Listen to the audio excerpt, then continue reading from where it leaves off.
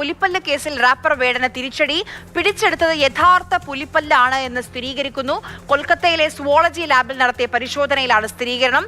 കേസിൽ വനം വകുപ്പ് ഉടൻ കുറ്റപത്രം സമർപ്പിക്കും. കഴിഞ്ഞ ഏപ്രിലാണ് വേടന്റെ പക്കൽ നിന്ന് ഈ മാലയിൽ കുരുത്ത നിലയിലുള്ള പുലിപ്പല്ല് കണ്ടെത്തിയത്. പ്രാഥമിക പരിശോധനയിൽ വനം വകുപ്പിന് അത് പുലിപ്പല്ലാണെന്ന് ബോധ്യമായിരുന്നു. അതിന്റെ അടിസ്ഥാനത്തിൽ കേസെടുത്ത് അനധികൃതമായി ഇത് കൈവശം വെച്ചതിന് കേസെടുത്ത് നടപടിക്രമങ്ങളുമായി മുന്നോട്ട് പോയി.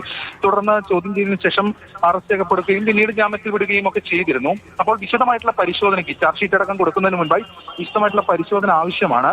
അതിന്റെ ഭാഗമായിട്ടാണ് കൊൽക്കത്തയിലെ സുവോളജിക്കൽ ലാബിൽ കോടതി വഴി പരിശോധനയ്ക്ക് അയച്ചത്. അതിന്റെ റിപ്പോർട്ടാണ് ഇപ്പോൾ വന്നിരിക്കുന്നത്. ഇത് ആനിമൽ പാർട്ടിക്കിൾ ആണ് എന്നതാണ് ആ റിപ്പോർട്ടിൽ പ്രധാനമായും പറയുന്നത്. അതായത് പുലിപ്പല്ലാണെന്നത് സ്ഥിരീകരിക്കുകയാണ്. ഇതിന്റെ അടിസ്ഥാനത്തിൽ വനംവകുപ്പിന് തുടർ നടപടികൾ സ്വീകരിക്കും.